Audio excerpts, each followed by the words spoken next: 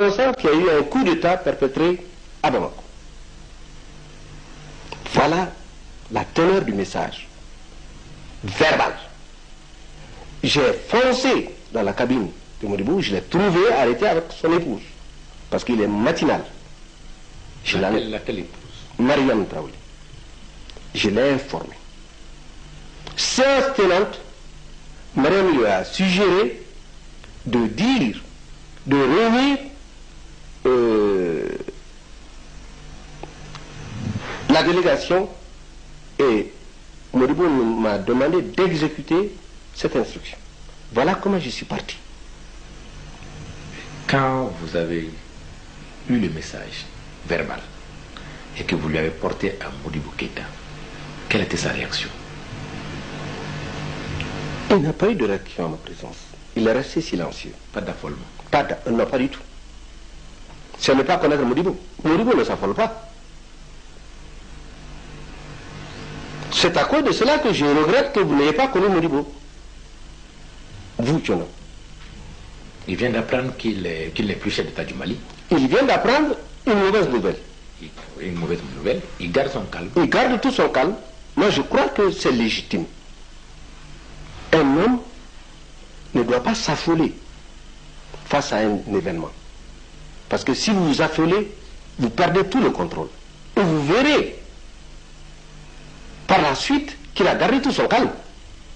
Alors donc, vous êtes allé en mission, c'est-à-dire rassembler la délégation. On a avisé la délégation sur le bateau. Sur le bateau.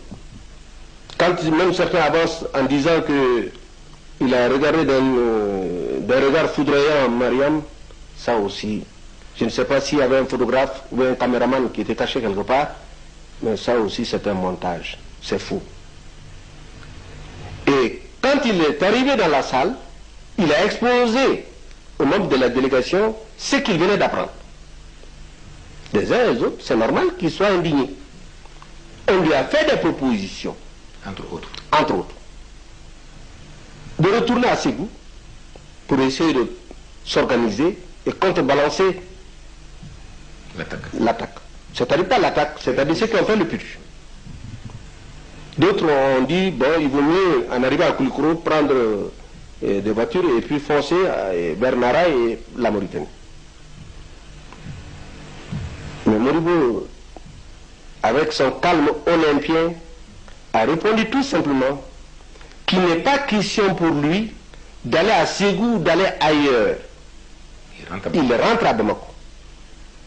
Et l'histoire n'apprendra jamais que Modibo a fui. Il donnerait comme conseil aux uns et aux autres de ne pas avoir une attitude désobligeante vis-à-vis des putschistes que l'on pourrait rencontrer, de ne pas utiliser leurs armes parce qu'ils ne voudraient pas verser le sang malien à cause du pouvoir. Ça, c'est la réplique de Modibo. La réplique du Modibo dans la salle. En assemblée. En assemblée. Avec les membres de la délégation présents. Avec les membres de la délégation. Sur le bateau. Sur le bateau. Nous arrivons à Koulikoro, le bateau accoste, et effectivement, l'équipage du bateau était en blanc. Ils ont formé leur air, ils ont rendu hommage à Modibo, et Koulikoro était en liesse. Les pionniers ont chanté l'hymne, et Modibo de répondre et d'inviter les pionniers à redoubler de vigilance pour barrer la route aux détracteurs et aux fossoyeurs du régime. Et entre-temps, toutes les voitures étaient là. Je crois que les putschistes ont laissé les voitures venir chercher Modibo. C'était bien organisé. Il y a un chef milicien qui m'a contacté. Lequel? Je ne connais pas son nom, il était basé à Koulikoro. Il m'a soufflé, il m'a dit qu'il mettait la milice à ma disposition. J'ai souri. Parce qu'une milice, je connais son degré de formation. Je ne connais pas ce qui est devant moi. Est-ce une compagnie? Est-ce un bataillon? Faut-il aller les massacrer? J'ai décliné l'offre. J'ai respecté les consignes de Modibo. Nous avons pris place dans la DS 21 Break. Modibo, son épouse Mariam, sa fille Hava et moi, assis à côté du chauffeur Wad. Les autres ont embarqué dans les autres voitures. nous avons roulé en direction de Bamako. Je m'apprête, l'histoire est très intéressante, mais nous allons faire souvent des reculs. Oui. À Koulikoro, dans son adresse, il n'y a pas une voix tremblotante. Et la voix ne tremblait pas, parce que également des témoignages ont dit qu'il a bégayé à Koulikoro dans son allocution à la population, alors que vous venez de me dire qu'encore là, tout s'est normalement passé.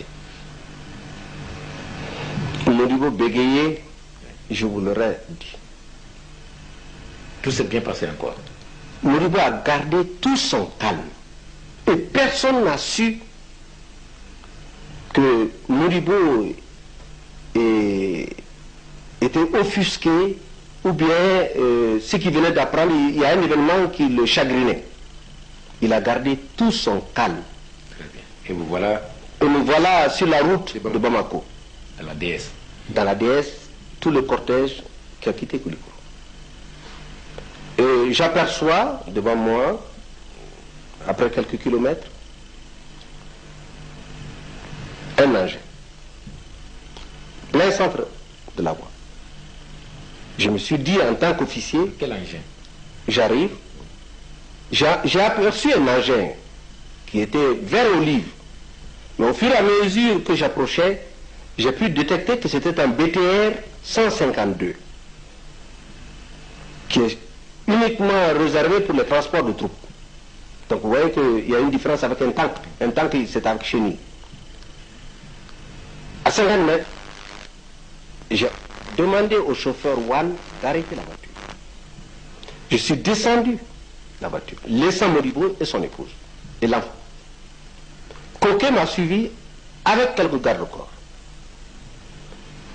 À pied, nous avons été vers l'engin. C'est là où j'ai aperçu le lieutenant Tchekro Bayero arrêté dans l'engin.